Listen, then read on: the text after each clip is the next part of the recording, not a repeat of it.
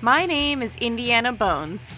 I'm an archaeologist, explorer, adventurer, cryptozoologist, street art expert, and friend to pigeons.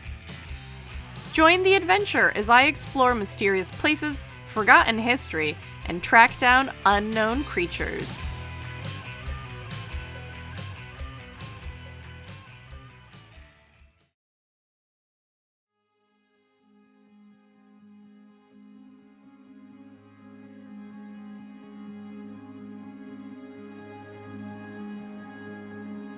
Back on the road, I crossed into Oregon and found myself in the middle of the rainforest.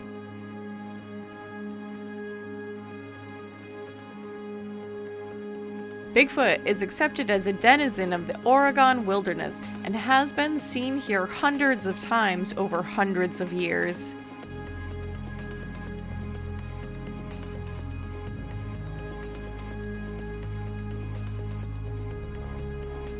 I stopped for a picture with the Mary D. Hume, a wrecked steamer in the mouth of the Rogue River.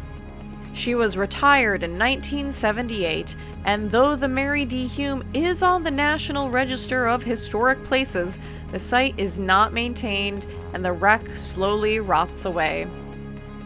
There by the wreck is where I finally began to despair. Seattle was a big place, and I didn't know where to find the world's largest rubber chicken. I was so desperate for a lead, I even asked the fat little seal treading water by the wreck. "I don't suppose you know the world's largest rubber chicken?" "I don't," said the seal, and my heart sank. "But I know someone that might. When you get to Seattle, look for a seagull named Ivar. He'll tell you pretty much anything if you give him a French fry." Before I could ask any more questions, the seal sank his fat little head beneath the surface and was gone like he'd never been there. First, I needed to visit my favorite paranormal research facility, the freaky but true Peculiarium. In addition to a shop with snips, snails, and many unidentifiable tales, the Peculiarium houses a vast collection of unique and odd. They also have a full-sized Bigfoot. The biggest foot in their collection belonged to Paul Bunyan.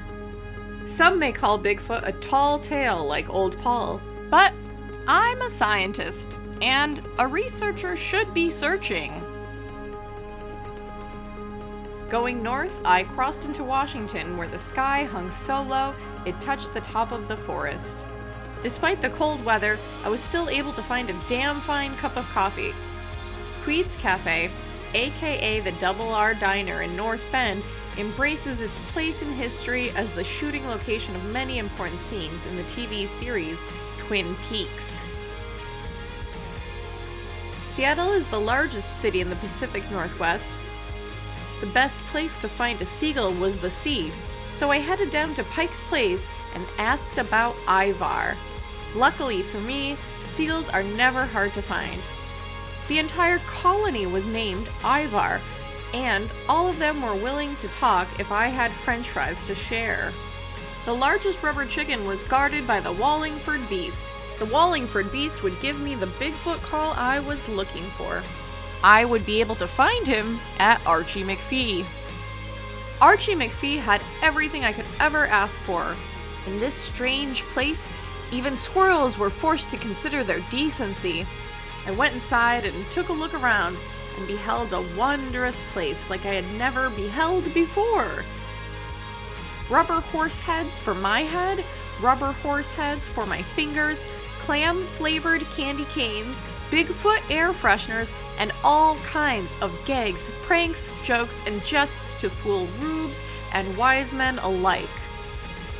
At the back of the store, I knew I was headed in the right direction.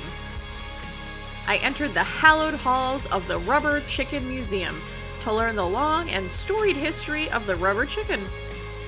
Despite many knockoffs, the Archie McPhee rubber chicken is the accoutrement most preferred by the comic professional.